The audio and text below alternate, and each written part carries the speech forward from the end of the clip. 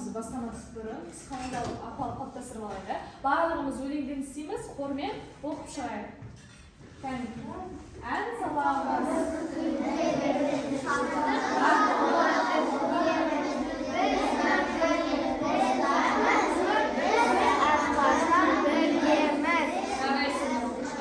Енді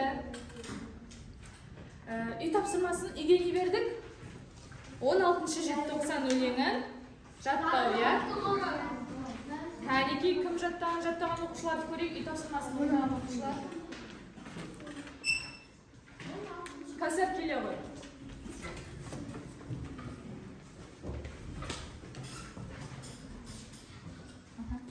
16-шы желтоқсан тәуелсіздік алған күн, ерекше болып мәңгілік ел жадында қалған күн. Жарайсың. Отырағы. Кел Омар әлі. 16-шы желтоқсан тәуелсіздік алған күн, ерекше болып мәңгілік ел жадында қалған күн. Жарайсың.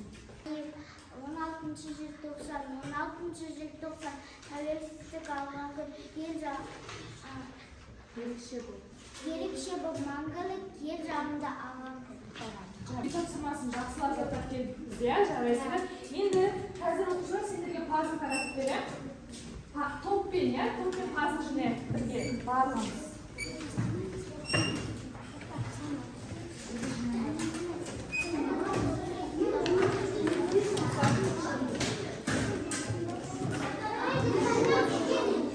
Кітаптарын кішкене ашады. Сурет шарып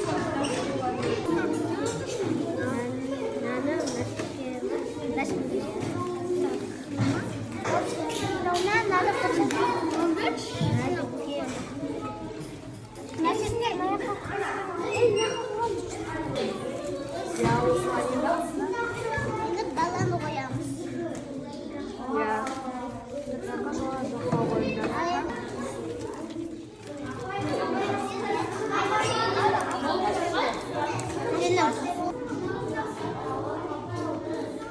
Айбол.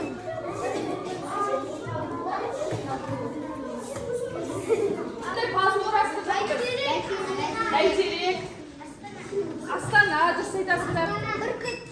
Бүркіт, ту, я? Содан кейін тағы да. Бекасыл қалай не көрдік суреттен? Тасыра пазлаларың. Астана, дұрыс айтасыңдар. Тағы. Бәйтерек көрдік. Қырағыз көрдік, я? Сонымен туды көрдік, дұрыс айтасыңдар. Қазақстан туы, я? Сонымен осы суреттің барлығына ортақ не екен? Қырандық көрдік қоя. Қазақстан, я? Дұрыс айтасыңдар. Сонда бүгінгі тақырыбымыз біздің отанымыз Қазақстан екен. Қазақстан туралы не білеміз? Біздің еліміз қандай? Түрлі қалаларымыз бар екен, сосын? Таулар бар, я? Әдемі биік тауларымыз бар, сосын? Біздің отанымыз дұрыс айтасың. Туымыз бар, я? Өзіміздің?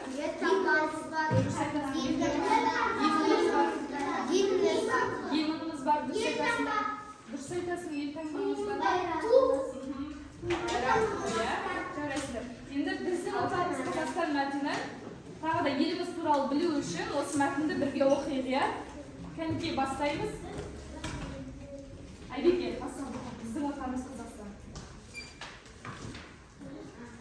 Тыңдаймыз барлығымыз. Сіз қай елде тудыңыз деп сұрады бірдеңе. Менен француз жазушы Мәскеуден жолыққанда Қазақстан Республикасында ол қандай үлкен ел, ғажап ел, оның жеріне 5 сыйып ақ кетеді. Я, дедім мен мақтанып, сездім мен қазақ даласы кенді.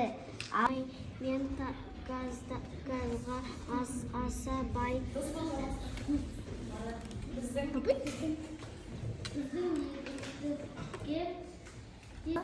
да бар. Көлеміне көз жетпес бақшалардан. Шырынды алма алмұрт жүзім қара өрік пен сары өрік тереміз. Осындай тең айтақ омар далада батырлар мен ұлы ақындар саусағынан сан төгілген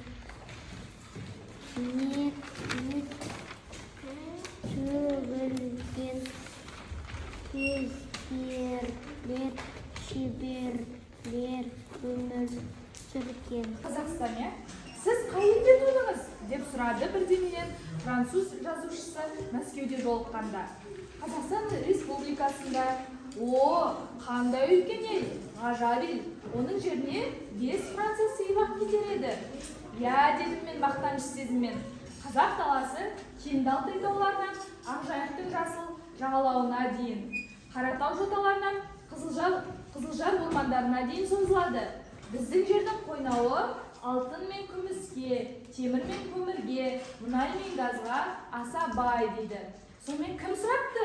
Сіз қай елде тұрдыңыз деп кім сұрап жатыр екен?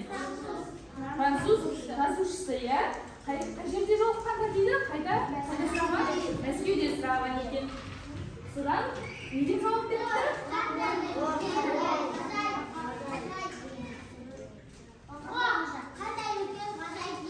Қазақстан Республикасы қандай үлкен, ғажайып ел. Неше Франция сыйып кетер еді дейді? 5 Франция сыйып кетеді екен деп мақтаған екен, Содан соң Қазақстан көмір айтылды, темір және мұнай. Күміс, темір, мұнай соларға бай екен. Енді қарайық, біздің егістікте бидай мен күріш, сұлы мен тары өседі дейді. Нелер өседі екен? Тары, бидай, күріш және сұлы өседі екен, Аппақ қардай ақмақта өсетін аудандар да бар. Тағы да мақталар да өседі екен. Көлеміне көз жетпес бақшалардан шырынды алма, алмұрт, жүзім, қара өрік пен сары өрікті тереміз дейді. Қандай жемістер өседі екен?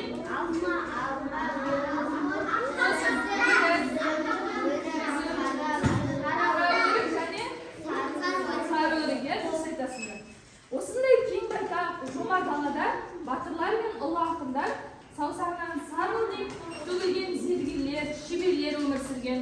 Бүкіл дүние жүзіне Абай мен Жамбылдың, оқымысты Шоқан Уәлихановтың, жазушы Мұхтар Әуезовтің, академик Қаныш Сәтпаевтың есімдері жақсы таныс.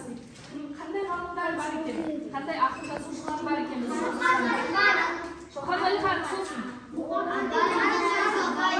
Абай Құнанбаев сосын. Мұхтар Әуезов сөйтесіз тағы. Абай Құнанбаев сөйтесіз.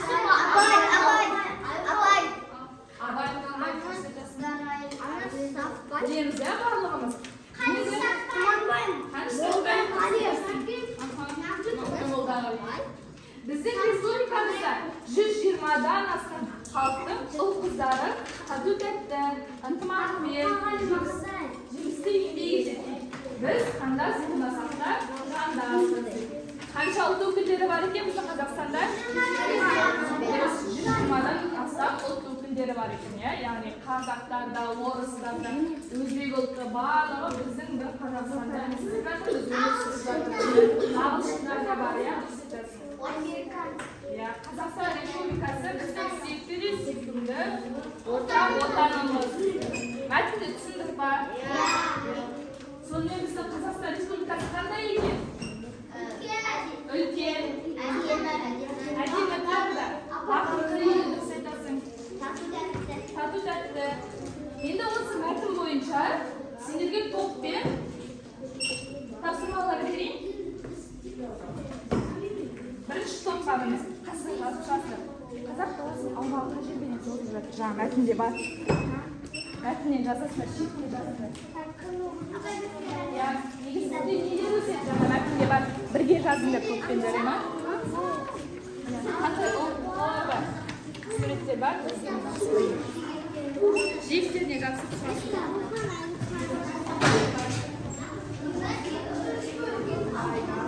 бар ғой соларды жазасыңдар қандай жеміс жидектер өседі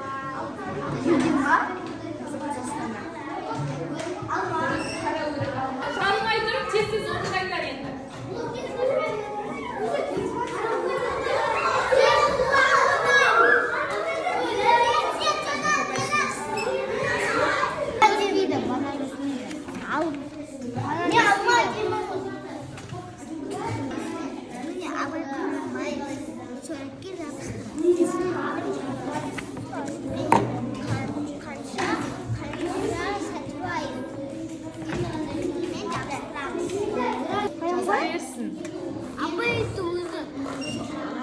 жаза берсін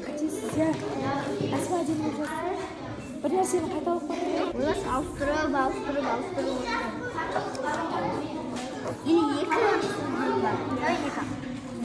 болдыңдар иә жасап болды барлығымыз енді оқиық қандай сұрақ береді сендерге сұрақты Қазақ баласының аумағы қай жерге дейін созылып жатыр? қалай жауап бердіңдер Алтай тауларынан Ақжайықтың Расыл жағалауына дейін созылады.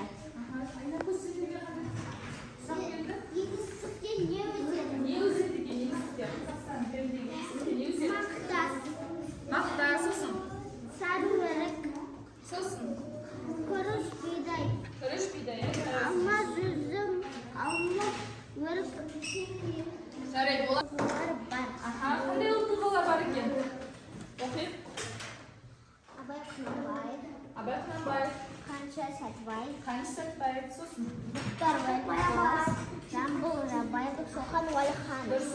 дұрыс жарайсыңдар сендерде қандай сұрақ Қандай жеміс жидектер өседі? қандай жеміс жидектер өседі екен Сарыөрік, алма, жүзім, алмұрт, қараөрік. сендерде қандай сұрақ қазақ жерінде қандай байлықтар бар екен ал айта ғой газ сосын темір көмір мұнай дұрыс иә жарайсыңдар болды иә жарайсыңдар барлықтарың тапсырманы жақсы орындадыңдар енді бір сергіп алайық көңілімізді көтеріп алайық бірге караоке айтайық иә хормен бірге орнымыздан тұрып хормен бірге айтамыз осып кетпейміз қалып қалмаймыз ал бастайық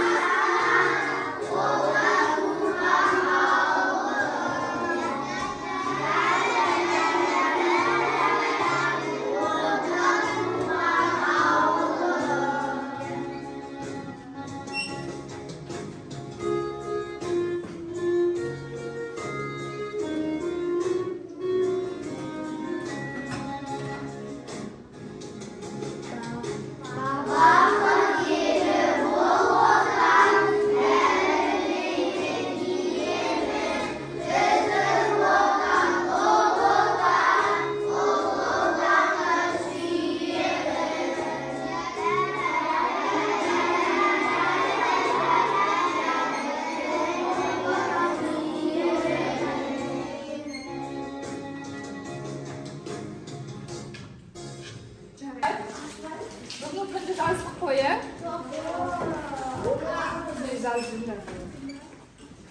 ал мен еліме мақтанамын неге себебі сол сөйлемді ары қарай не істейміз жалғастырамыз мен еліме мақтанамын өйткені менің елімде әсем таулар бар деген сияқты мен елімді жақсы көремін деген сияқты сөйлемді жалғастырамыз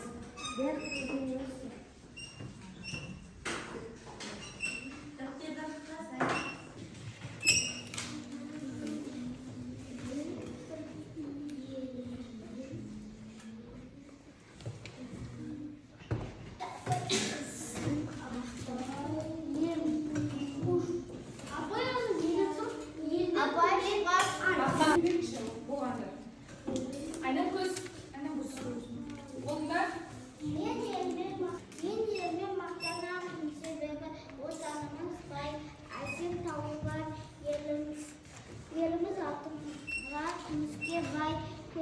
көп.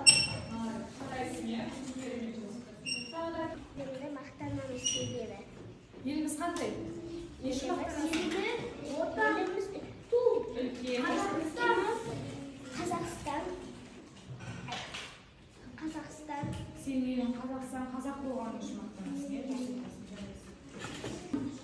Өйткені? Өйткені әсем қалалар. Дұрыс айтасың, әсем қалаларымыз бар. Күріштер көп. Күріштер көп екен. Күріш? Күріш? Иә, күріштер көп қой, дұрыс айтады ғой. Жарайсың, отыра ал. Мен елімде мақтанамын, ол үлкен. Біздің туымыз, елтаңбамыз бар, әсем тауларымыз, әсем қалаларымыз бар. Жарайсың. Бұл жақта көп таулар бар, көп үйлер бар, әртүрлі заттары бар. Мен еліме мақтанамын, себебі менің елім бай және 1 миллионнан аса адам бар. Менің елімде түрлі өсімдіктер және түрлі қалалар бар. Ой, жарайсың, керемет. Сөз бақты бірге шешеге. Мен сұрақтар қоямын, сендер жауап беріп, дұрыс жауап берген адам жауап жазайын, иә? Ал бірінші сұрақ. Қазақстан Республикасының мемлекеттік тілі қандай? Қазақ, иә? Біз қандай тілде сөйлейміз жаңа? Қазақ. Айша жазалым. Қолың жете ма?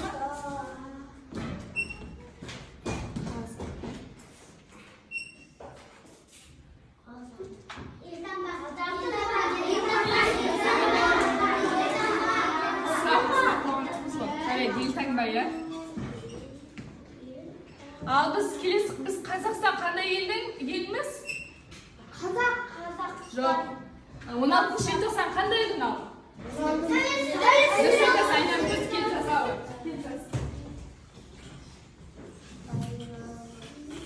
Келесі сұрақ. 15-ші қараша қандай мереке?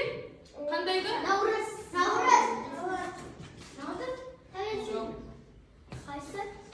Қалай? Не?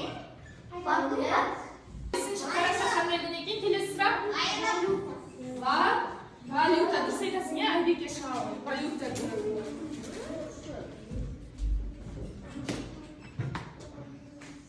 Валюта.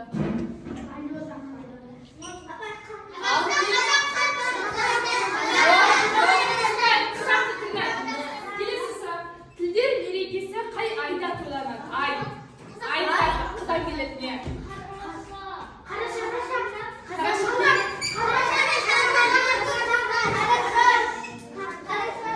Қаңтар деген келмейді ғой, қарасаңдар. Қыркүйек. Жарайсың, қыркүйек. Ал келесі сұрақ. Қазақстан Республикасы астанасы Астана. Алина Келеуова. Жарайсың. Сұрақ қоймай. Ту не ол? Ту не? Бізден рәміз бізден де қоймайды, иә?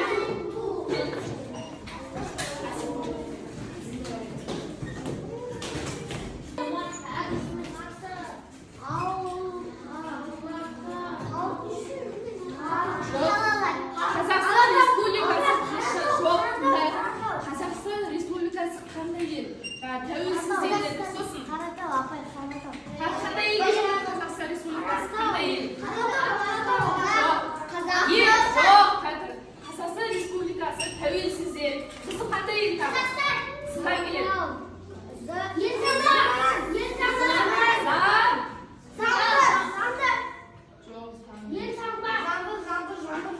Зайырлы ел. Келесі. Зайырлы ел. Зайырлы деген тәуелсіз ел деген сөз мағынаны білдіреді. Кел, Адина жаза.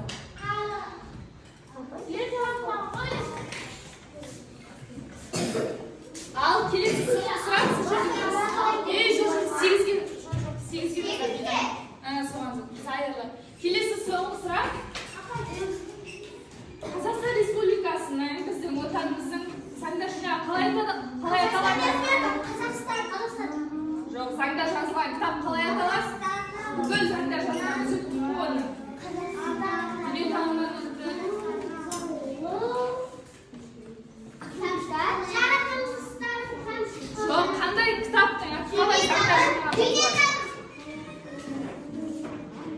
Фон деп жазылады.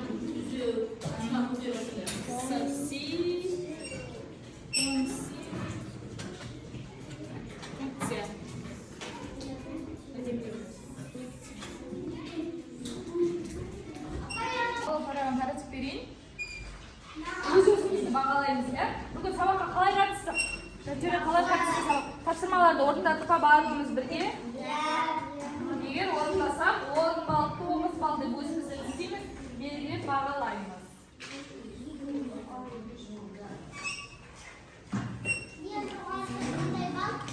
Ең жоғарғы балл болды ма?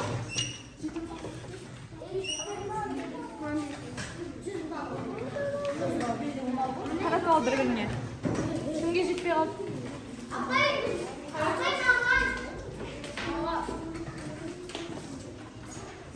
Аты-жөндерін жазамыз әлі жерге, ма?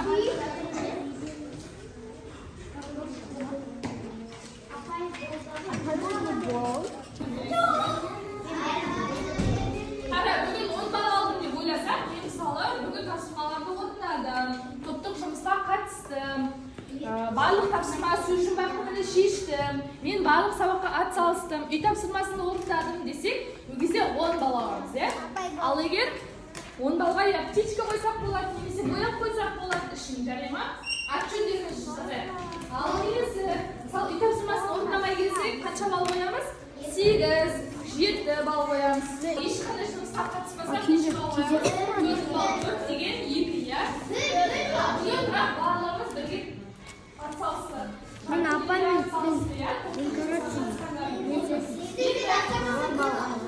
Аты-жөндерін жазып, бірге бір топ жинай қояйық. Отан туралы білдік ба? Біз отанымызды мақтанамыз ба? Қандай екен біздің отанымыз? Отандарын жақсы көресіңдер ме? Жарайды. Енді біз бүгінгі сабақты түсінсек, осы қол, айнан көз сабақты түсінсек, келіп өздері артына клей жазып, егер сабақты түсінсек, барлығын түсіндім дегенге жазсыңдар. Маған сұрақ қойғыларың келсе, сұрағым бар дегенге жазсыңдар. Ал нөлде түсінбесек, түсіндім дегенге тасымыраны жапсырамыз келіп, жарай ма? Кішкене артына клей жазып жойып деп.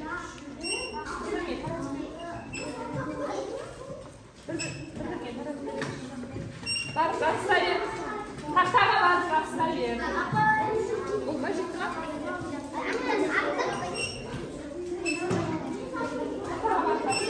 Қазір мен сұрағыма майғын деген не бұл? Барлығын түсіндім деген сол ғой ортадағы клей жазып жібер артына.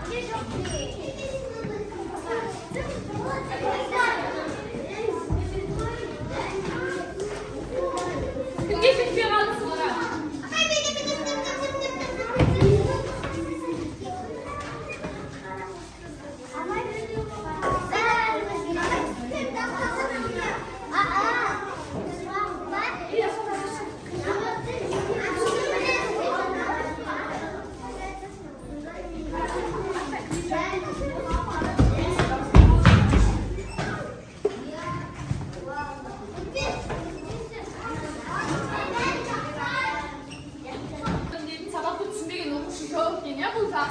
Ал, Әли сұрағым бар деген жапсырыпты. Қандай сұрақ қоясың, Әли?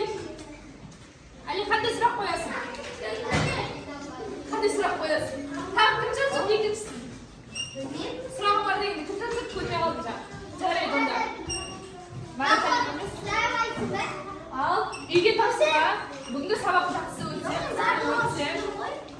Сіз сұрағым бар дегенде жапсырсың ғой енді? Жарайды онда, ештеңе етпесін. Үйге молодец, жарайсың. Үйге тапсырма. Бізден отан